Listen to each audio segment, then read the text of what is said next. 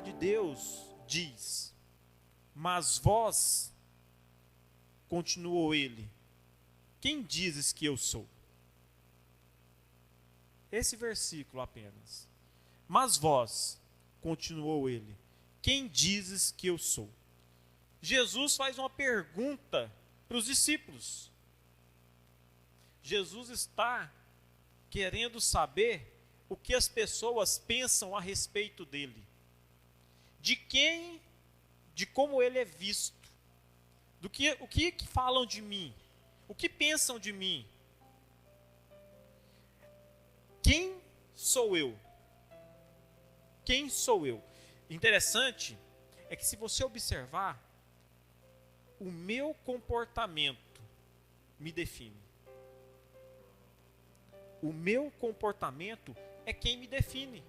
O comportamento de Jesus é que dizia quem ele era, ou quem ele é.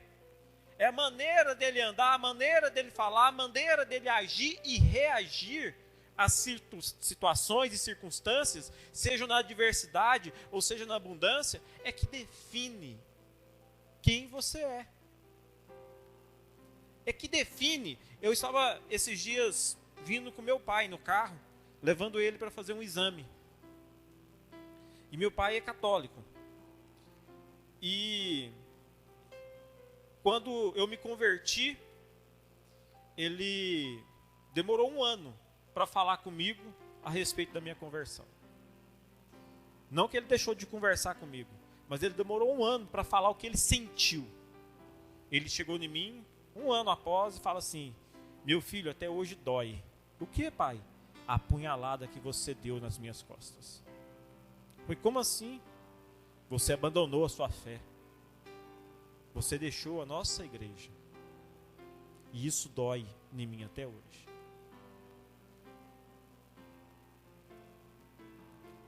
Ele é pai. O sentimento dele, a dor dele. Mas mesmo ele sendo pai, mesmo ele sentindo, quando você conhece a verdade, você não tem como ir contra a verdade. Você não tem como ir contra a um pai maior. E então, a gente vindo para Goiânia, eu levando ele, e ele muito mais agora aberto ao evangelho, até porque o meu irmão casou com a filha do pastor, né? É casado com a Ângela, filha do pastor Edson. Então a convivência, se ele não gostava de crente, agora o filho, a nora dele é a filha do pastor. O filho dele é pastor. O filho mais novo dele é casado com a filha do pastor. Deus tem alguma coisa nesse negócio. É muita coincidência. E como cristão não crê em coincidência, mas crê em propósito, ele teve que se moldar. O pastor teve que começar a frequentar a casa dele. Ele teve que gostar do pastor. E aí a gente vindo para Goiânia, e ele falava assim: eu mudei muito. Só que a sua mãe não vê. Mas eu já mudei demais. Eu não sou mais aquele mesmo homem. Só que, é engraçado, ela não consegue enxergar ainda em mim mudanças. E realmente ele mudou. No entanto, o nível de mudança para que o outro possa enxergar ainda é pequeno. Você precisa de um microscópio para poder colocar lá e ver as mudanças. Elas são reais, ele não está errado, elas são reais. Só que muitas das vezes elas não saltam aos nossos olhos. A gente quer que as mudanças venham e que saltem aos nossos olhos. Existem mudanças que são assim, mas tem outras que elas são gradativas, um processo, um dia após o outro. É um dia após o outro. E eu falei para ele: pai, talvez o Senhor não tenha mudado ainda o suficiente para que chegasse no nível das pessoas enxergarem. Talvez o senhor pense que já mudou muito e está bom. Mas ainda não foi o suficiente. O senhor ainda não alcançou o nível suficiente para expressar Jesus. Ainda não é o suficiente para demonstrar a graça de Jesus na sua vida. Talvez nós queremos que as pessoas enxerguem em nós Jesus, mas nós ainda não temos o suficiente de Jesus para que as pessoas possam enxergar Ele em nós. E eu quero pensar com você sobre o que as pessoas enxergam em você. Define quem você é para elas. O que as pessoas enxergam em você, define quem você é para elas. Beth Carlson, autora norte-americana, conta uma história de um pai que estava preparando a lição da escola bíblica dominical, sobre o tema As Marcas de um Verdadeiro Cristão. Antes de ensinar sua classe, ele decidiu rever os pontos principais com a esposa, quando o filho menor estava por perto. Após ouvir atentamente o pai, o menino de repente disse: Papai, eu acho que eu nunca vi um cristão em minha vida. Forte, né? Porque os pontos, né, as marcas de um verdadeiro cristão são algo tão impactantes que muitas das vezes os nossos filhos não veem isso em nós. E está errado. Nós precisamos demonstrar as marcas de Cristo para os nossos filhos. Tem uma passagem lá em Timóteo que fala assim: trazendo à memória a fé não fingida que em ti há, a qual habitou primeiro em tua avó Lóide e em tua mãe Eunice, e estou certo de que também habita em ti. 2 Timóteo 1,5. É isso que é ser cristão. É transferência de vida. A gente percebe que a mãe, a avó de Timóteo transferiram para ele vida em Cristo. A fé delas, a sua fé, tem sido transferida para quem? Quem pode espelhar em você? O seu filho pode ser um cristão como você é? Você gostaria, com excelência, não, eu sou um cristão e meu filho pode me seguir. Paulo, ele nos orienta, ele fala assim: sede meus imitadores, como eu sou de Cristo. Porque você não consegue ver Cristo aqui para você imitar Ele, mas você consegue ver um homem de Deus para você imitar Ele, se Ele imita Cristo. Porque foi passado de geração em geração. Foi passado primeiro de Jesus para os apóstolos, dos apóstolos para os seus discípulos. E foi passado. Então os homens de Deus são as nossas testemunhas, são os nossos exemplos que devemos seguir segundo Cristo. Olha, eu posso falar para você, olha para mim. Segue o que eu estou falando. Porque eu olho para o meu pastor. Pastor, mas é homem. Mas é um homem que imita Cristo. É um homem que imita Cristo. Se você não conseguir ver Cristo em mim, está errado então. Eu estou errado. Eu estou na função errada, no lugar errado. Porque você, como cristão, precisa expressar Jesus através da sua vida. Tem uma outra historinha que eu gosto muito, que diz assim, ó: um cristão foi visitar um amigo em Londres, na Inglaterra. Bateu na porta da casa e uma menininha veio atender. O homem se apresentou, mas a menina não entendeu o nome. Ela voltou lá para dentro e avisou o pai: papai, papai, está aí na porta um senhor que deseja vê-lo. E o pai pergunta: como é o nome dele, filha? Eu não entendi o nome dele, papai, mas ele é muito parecido com Jesus. Olha a diferença. Você expressar Jesus sem falar nada. sem abrir a boca, apenas com seu semblante, com a sua feição calma, tranquila, mansa, humilde, expressando a graça de Deus. Lá em 2 Coríntios 3, 18, diz assim: mas todos nós, com o rosto descoberto, refletindo como um espelho a glória do Senhor, somos transformados de glória em glória na mesma imagem, como pelo Espírito do Senhor. É possível. É possível resplandecermos da glória de Deus.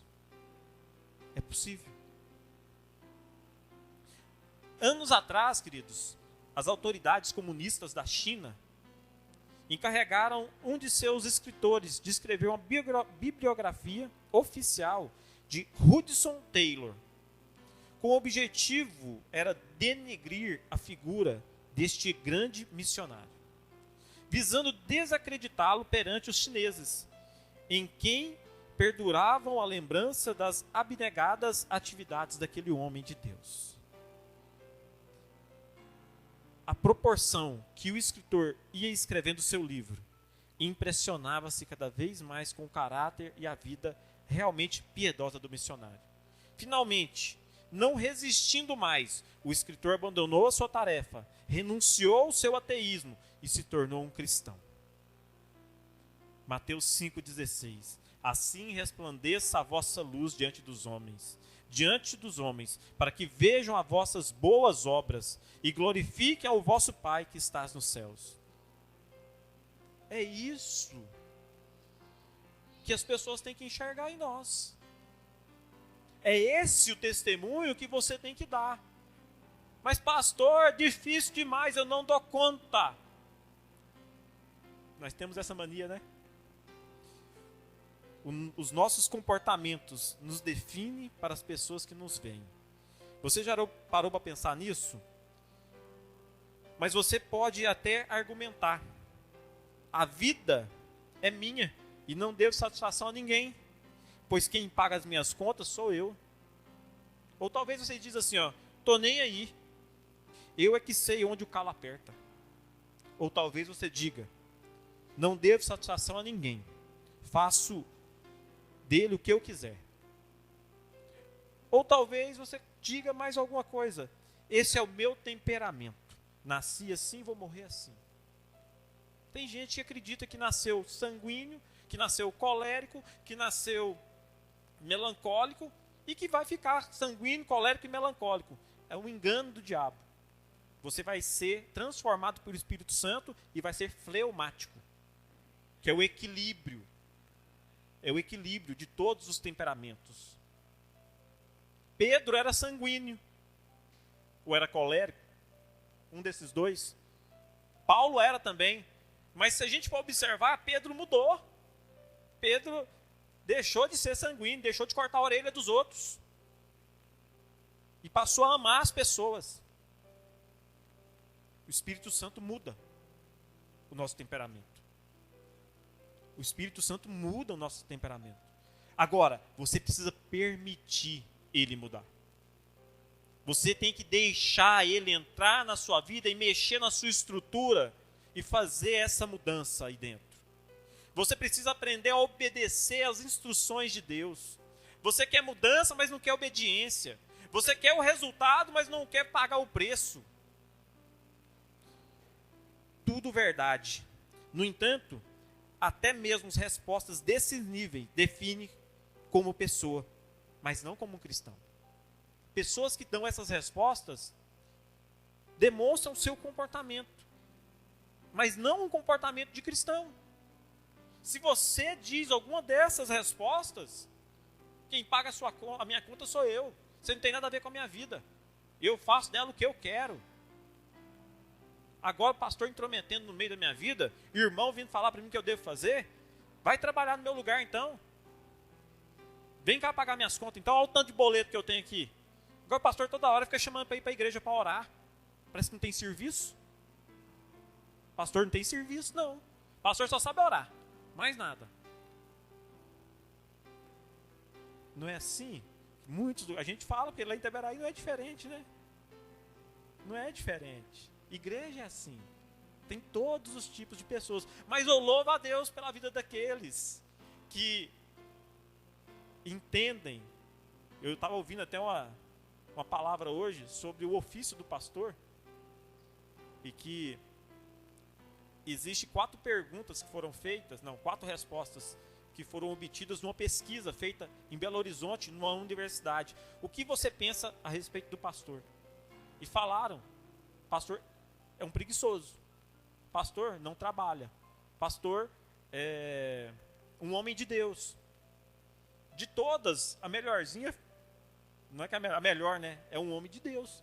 Mas nas outras, todos denigrem a função de pastor. É como se o pastor não tivesse nada para fazer. E ele, outra coisa, pastor é o que não deu certo na vida. Como ele não deu certo na vida, ele resolveu ser pastor. É o camarada que não deu certo na vida. Mas para a glória de Deus, graças a Deus, eu dei certo na vida, meu pastor Edson deu certo na vida. E a gente abre mão daquilo que nós temos em prol do ministério. Em relação a isso, tanto a igreja de Itaberaí como a igreja de Umas não pode falar que foi porque nós não demos certo. Porque nós demos certo, graças a Deus. Né? Então, entender que é uma vocação, é um chamado, é algo que Deus move o nosso coração para fazer. E quando eu respondo positivamente a Deus, eu vou passar por lutas? Sim. Eu vou passar por tribulações? Sim. Mas eu sou mais do que vencedor em Cristo Jesus. A alegria que habita dentro de mim é contagiante. Porque o Espírito Santo habita em mim. É diferente, queridos. É diferente. Queira ter isso para a tua vida. Queira experimentar desse Espírito Santo para a tua vida. Você está preparado para ouvir o que as pessoas enxergam em você? Ou você não quer nem saber? Lembre-se, Jesus nos ensina a perguntar sobre nós mesmos aos outros. Isso é bíblico. Você precisa saber como as pessoas te veem, como as pessoas te enxergam. Talvez, eu lembro do pastor Domingos, ele dando testemunho para nós que ele tirou um dia para ouvir o que a família dele pensava a respeito dele. A esposa dele começou a falar. Eram umas, se eu não me engano, eram as 10 da manhã, se não me falha a memória, e já era 3 da madrugada e ela falando a respeito dele, de tudo que ele era errado. Aí chegou no momento que ele falou assim para ela, tá bom. Ela falou, tem mais? Não, tá bom, pode, deixa eu absorver isso primeiro, e depois nós voltamos a conversar. Depois nós voltamos a conversar. Porque você tem que estar preparado para ouvir o que o outro pensa a teu respeito. Porque se você não estiver preparado, ou você entra numa depressão profunda, ou você parte para cima e comete um homicídio. Misericórdia. Mas separar nunca. Né? Lá em Itaberaí a gente brinca, né? A gente nunca pensa em divórcio. Em assassinato, talvez. Mas em divórcio, não. Divórcio não existe. Então, nós precisamos entender que eu tenho que ouvir o que o outro pensa a meu respeito para eu crescer. E que falar também o que você pensa a respeito do outro. É um relacionamento, é uma via de mão dupla. E eu vou analisar um caso na Bíblia onde existem 2 modelos de comportamentos distintos. Está no livro de 1 Reis, no capítulo 18, onde Elias desafia os profetas de Baal a fazer descer fogo do céu sobre o sacrifício. Vamos analisar primeiro o comportamento dos profetas de Baal. Pode colocar para mim aí o 1 Reis 18.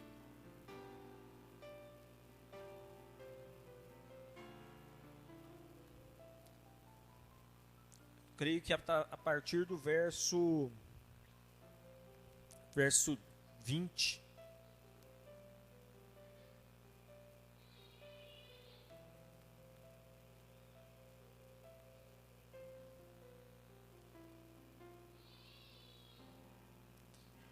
Olha só. Diante desse desafio, o desafio que Elias propôs a Acabe, de fazer descer fogo do céu para provar se eram os profetas de Baal, se Baal realmente era Deus, ou se era o Senhor de Israel que era o Deus verdadeiro. Diante desse desafio, Acabe convocou os filhos de Israel e reuniu todos os seus profetas no Monte Carmelo. Próximo. Elias, aproximando-se de todo o povo, bradou: até quando claudicareis das tuas pernas? Depois vocês podiam colocar essa versão aí, ó, colocar a versão NVI. Tá bem rebuscada essa linguagem, o pessoal não vai entender. Dá para trocar aí?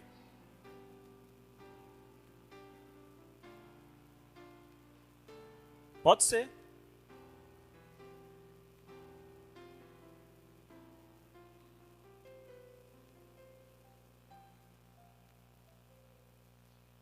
Claudicareis. Vou ter que olhar no dicionário depois. O que é esse negócio?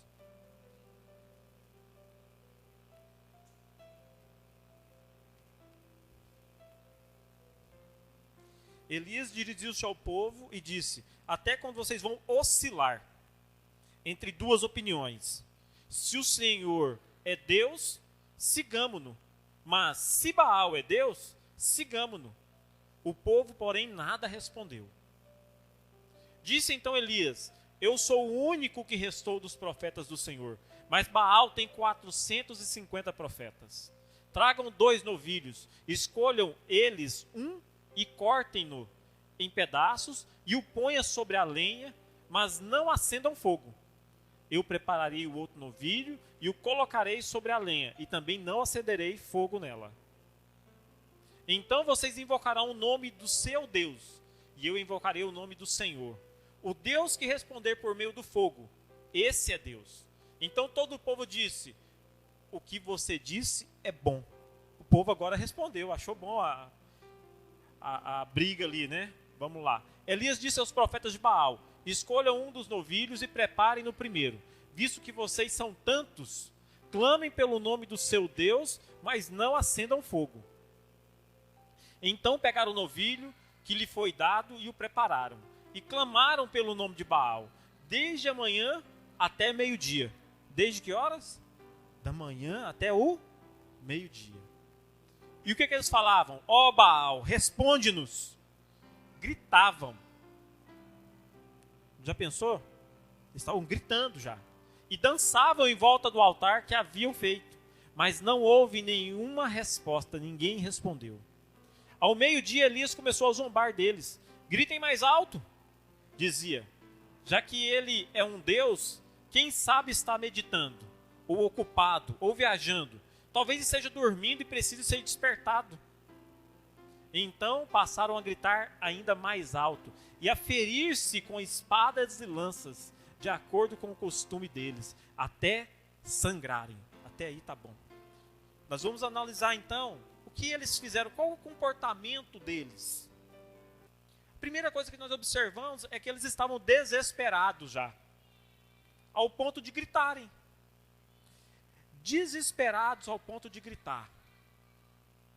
Eles não tinham mais argumento. Dentro de uma relação, quando a pessoa começa a gritar, é porque ela já não tem mais argumento. O argumento dela acabou. A única alternativa que ela tem para ganhar é fazer com que o outro seja oprimido através do grito. Eles não tinham mais argumentos com Baal. Eles já estavam gritando para Baal, porque Baal não é Deus mesmo, né? Não ia escutar mesmo. Então, toda a oração que eles faziam, todo o culto que eles faziam a Baal, de nada adiantou. O desespero foi tão grande que eles começam a gritar. Nós estamos falando de relacionamento. Aqui é o relacionamento do profeta com o seu Deus. Aqui é o profeta de Baal. Ele se relacionando com o seu Deus. Agora, e na sua casa, você se relacionando com o seu filho, com a sua filha, com o seu esposo, com a sua esposa? Também vale. Também vale.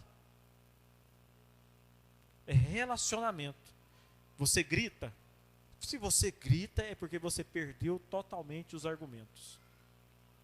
Porque se você está centrado e entende aquilo que você está falando, não tem razão de gritar.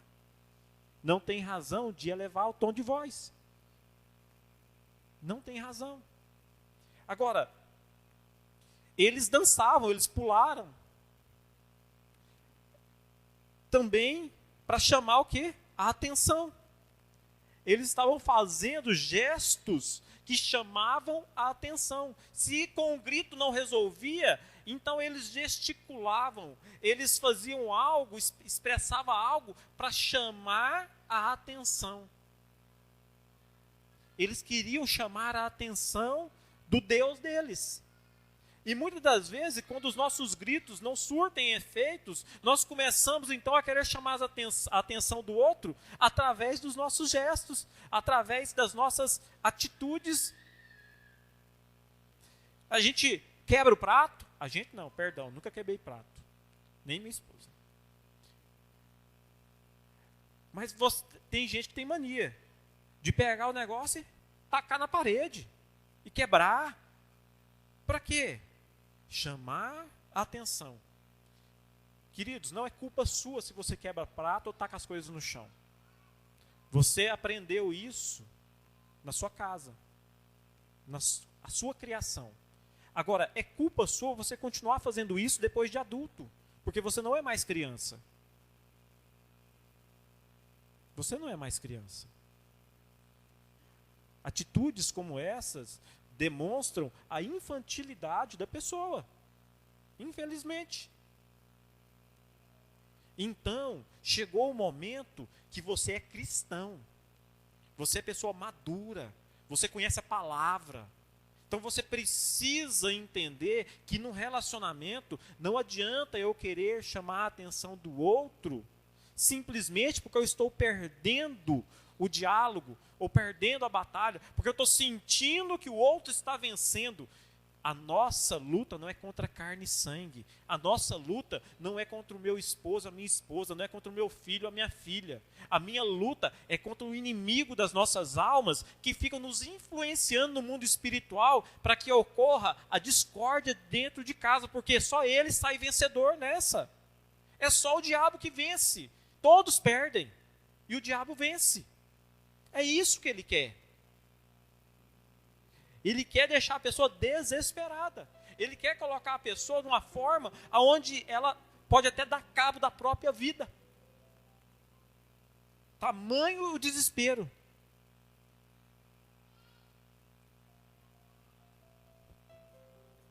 Eles se ferem. Os profetas de Baal se feriam a espada. Eles se ensanguentavam. Você conhece gente que automutila? Que se corta? Para quê que a pessoa se corta? Um tempo atrás, a mídia mostrou uma das ex-paquitas da Xuxa. E ela apareceu cheia de marcas, de hematomas, aonde ela acusou o marido de ter feito aquilo. E depois descobriram que ela mesma se feria para acusar o marido de violência. Ao ponto que se chega no relacionamento. Mas a gente não pode ficar espantado com isso, porque na Bíblia conta o relacionamento do profeta com o Deus Baal deles, tinham que se ferir para chamar a atenção, para poder pagar um preço. Eu vou dar meu sangue aqui, eu estou cortando aqui, olha aqui, ó, o que eu estou fazendo. Demonstração. A própria pessoa se ferir ao ponto que chega. São atos de desesperos, atos que levam a pessoa a um nível de autossabotagem. A pessoa está autossabotando ela mesma. É autossabotagem, querido. Você está destruindo você mesmo com a sua atitude. E o pior, se você tem filhos, eles não merecem passar por isso. Filhos são como esponjas.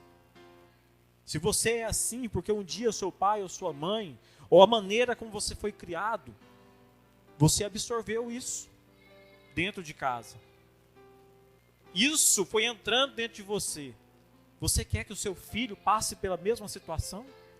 Você quer que o seu filho sinta as mesmas coisas que você sente? Você quer dar o mesmo destino para o teu filho?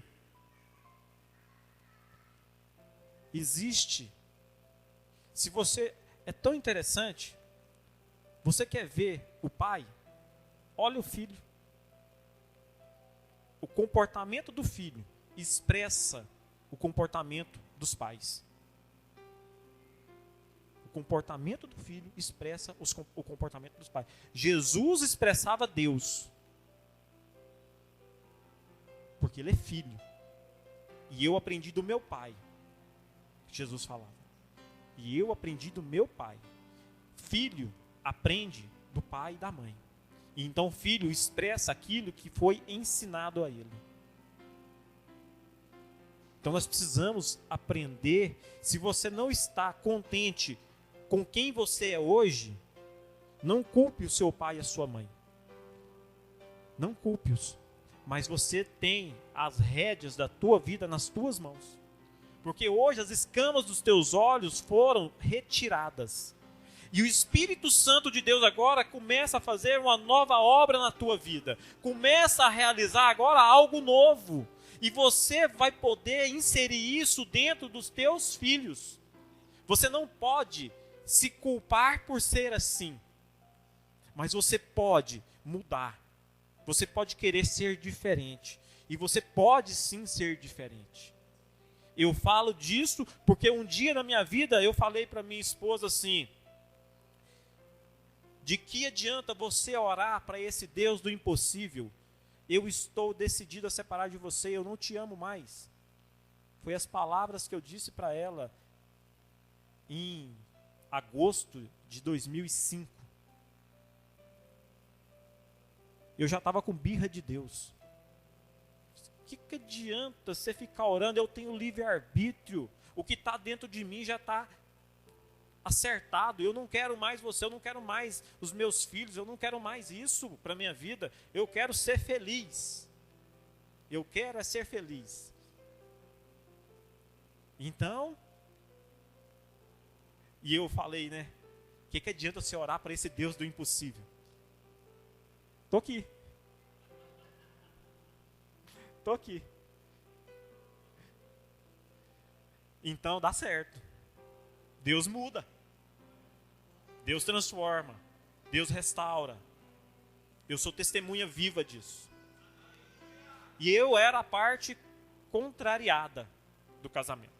Eu era a parte que não queria o casamento. E hoje, eu sou a parte que mais ama o casamento. Que mais dá valor na família. Que mais entende o princípio de ser pai, de ser mãe, de ter um relacionamento saudável dentro de casa. Isso é primordial, queridos. Não gritem dentro de casa. Não tem necessidade de gritar. Não tem necessidade de falar alto. Mas também não gritem com o teu silêncio. Porque o silêncio também é uma forma de gritar. O silêncio contínuo leva o outro à ira. Leva o outro, você quer punir o outro com o seu silêncio. E você não sabe o que está se gerando. Porque o peso espiritual dentro do teu lar é como se estivesse chegando ao inferno. De tão pesado que fica um lar aonde você se cala e não dialoga com o teu cônjuge ou com o teu cônjuge. Tem que haver diálogo sadio, saudável. Tem que haver. Você é cristão. Você não precisa bater a cabeça. Você pode resolver de forma. Talvez você precise de um mediador. Quantas vezes eu mais a minha esposa fomos mediadores de conflitos de casais. Lembro até hoje que teve um dia que eu queria pular pela janela da minha sala. A janela estava fechada. Porque o camarada bateu na mesa e queria avançar em mim. Mas não avançou, não. Porque muitas das vezes a gente tem que falar a verdade. E nesse falar a verdade a pessoa se... Ser pastor também tem risco de periculosidade. Salubridade. Não é fácil não.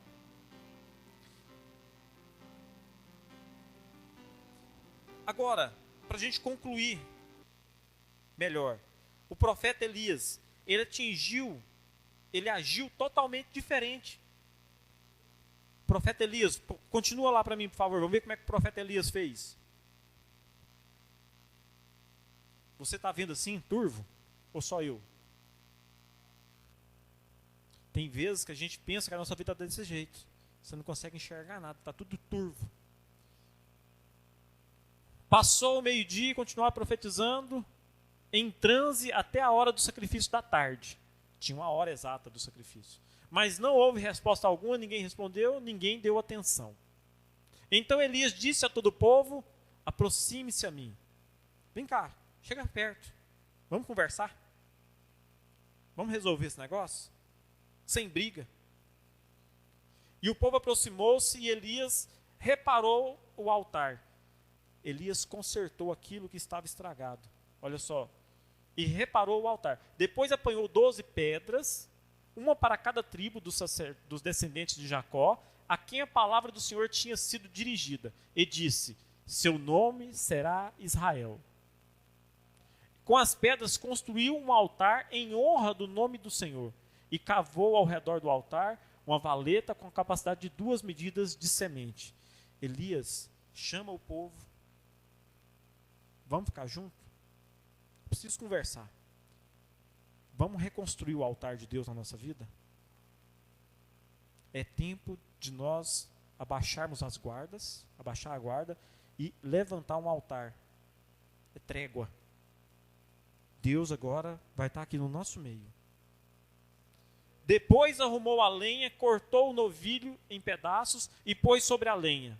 Então lhe disse: encham de água 4 jarras grandes e derramem-na sobre o holocausto e sobre a lenha. Façam-no novamente, disse eles, e o fizeram novo.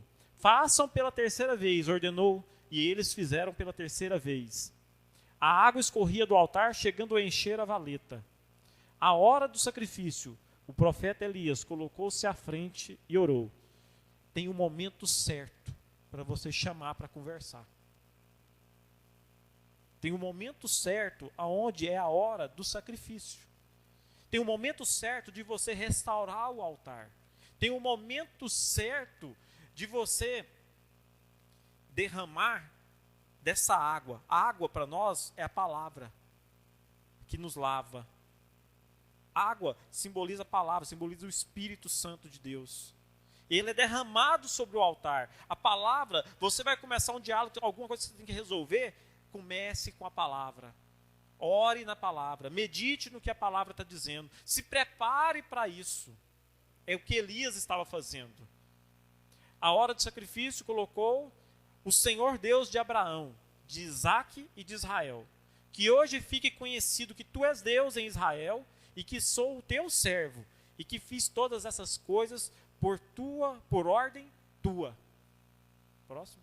Responde-me, ó Senhor, responde-me, para que este povo saiba que tu, ó Senhor, és Deus e que fazes o coração deles voltar para ti. Então o fogo do Senhor caiu e queimou completamente o holocausto, a lenha, as pedras e o chão, e também secou totalmente a água na valeta. O fogo do Espírito vai cair sobre a tua casa, vai cair sobre o teu casamento, vai cair sobre o relacionamento dos teus filhos, e ele vai tirar tudo aquilo que é mal, ele vai queimar o holocausto, ele vai fazer com que você tenha de novo ânimo, alegria. É o Espírito Santo que você tem que chamar para dentro da tua casa, para dentro de você. O altar está aqui, ó. O altar que precisa ser reconstruído está aqui em você. Você tem que trazer o Espírito Santo de novo para dentro. Você precisa encontrar esse tempo com Deus. Deixa de andar na carne. Deixa de andar na carne, querido. Ande no Espírito. Ouça a voz do Espírito. Tenha tempo de meditação no Espírito. Larga de ouvir o que as pessoas têm para falar para você. Ouça o que Deus tem para falar. Ouça a Bíblia Sagrada. Ouça o que a voz do Senhor está dizendo. Ouça. E eu quero concluir. E você? Confia no Senhor para isso? Ou você prefere espernear e falar, não tem jeito mesmo não?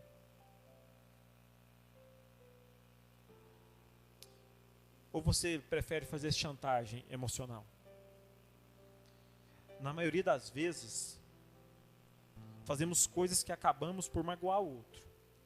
Nossas atitudes são reflexo da nossa criação, como já disse, com quem você convive. Em que lar você foi criado. Como seu pai, sua mãe te tratava. Como a sua mãe tratava o seu pai. Ou como seu pai tratava a sua mãe. Do que você tem medo? Do que você tem medo? Você parou para pensar? Do que você tem medo?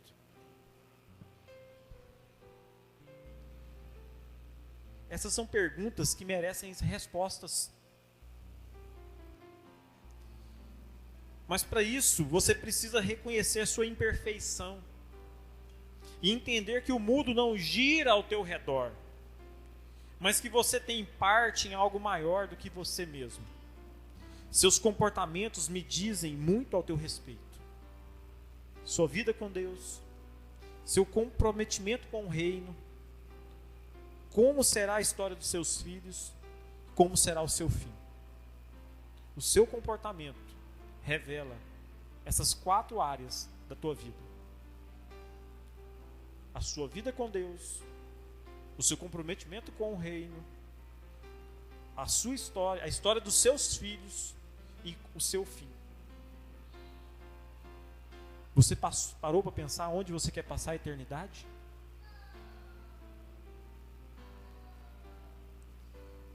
O melhor é reconciliar. O melhor é viver bem. O melhor é ser feliz. O melhor é ser feliz, queridos. Ser feliz não é algo utópico que não existe. Ser feliz é uma decisão. Decida ser feliz. Decida não brigar. Decida não sofrer. Decida não sofrer. Esses dias minha esposa estava sofrendo. Algumas situações. Quem aqui já sofreu por boleto? Boleto. Quem já sofreu por boleto? Pois é. Tem que pagar, não tem? Tem que pagar. Nós não estamos falando de mau caráter, da pessoa ser mau caráter. Mas aconteceu uma adversidade e que você não tem o dinheiro naquele dia para pagar.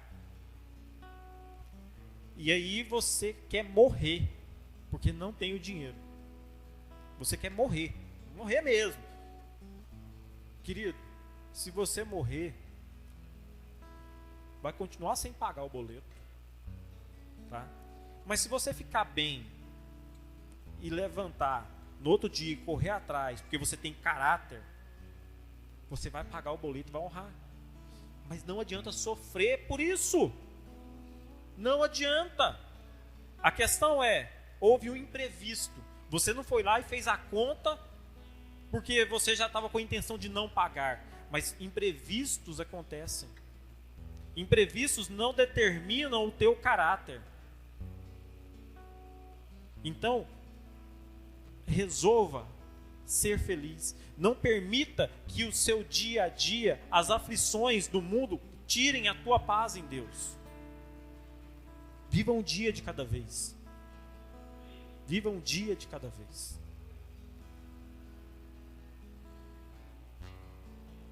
Mas tudo isso pode ser mudado a partir do momento que você toma uma decisão correta, sem pensar em benefício próprio. Parece controverso, né? Mas é mesmo. Pois para ter vida, você precisa perder a sua vida. Com Deus, mais é menos e menos é mais. Abra mão das tuas tradições, da sua cultura, dos seus achismos e entregue sua vida plenamente nas mãos de Jesus. Deixe Ele ser o único governante da sua vida. Descanse nele, permita Ele tomar as rédeas do teu destino e então verás a glória de Deus sobre a sua vida. E eu quero encerrar falando sobre um jornalista, famoso jornalista Henry Stanley. Foi à África a fim de procurar o missionário David Livingstone, de quem há muito não havia notícias. Encontrou, observou no seu trabalho, ouvindo e também ouviu o que diziam do grande cristão. E mais tarde disse: agora eu creio que há um Cristo, porque há um Livingstone.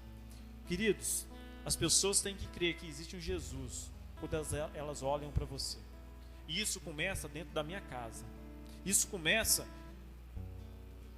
com a minha esposa olhando para mim e eu olhando para ela.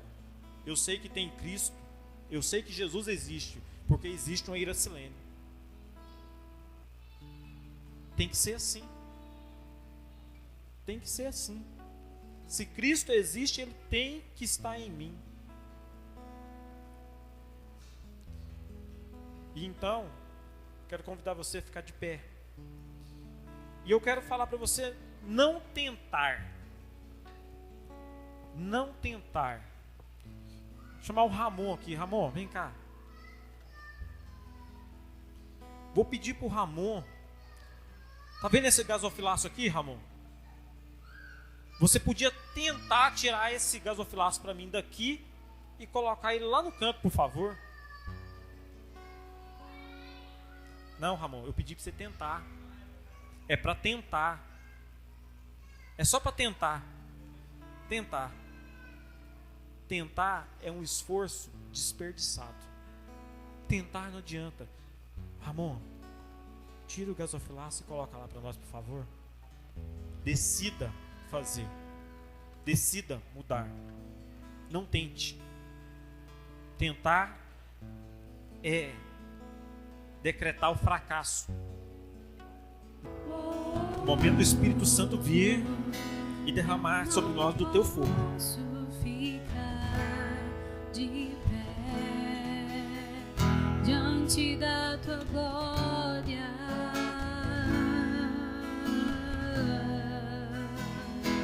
Eu não posso ficar de pé diante da tua glória.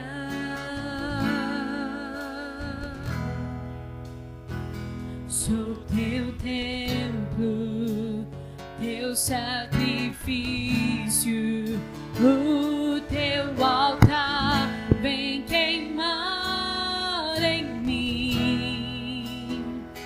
Sou teu templo, teu sacrifício, o teu altar